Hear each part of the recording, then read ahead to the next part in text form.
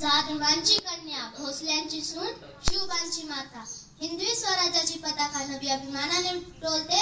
लक्ष देऊन ऐका, मी जिजाऊ बोलते.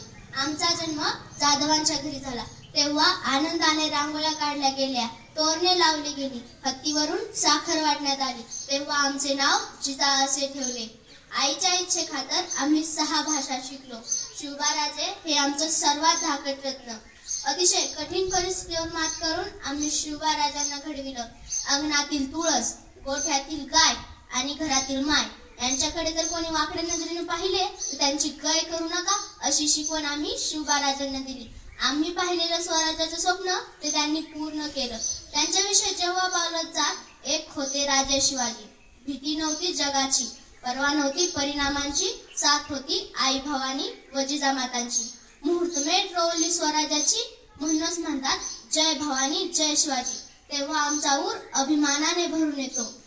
म्हणूनच म्हणते बाळांनो, तुम्ही शिवबा राजांसारखं मोठं व्हा, आईबाबांचं नाव मोठं करा. धन्यवाद.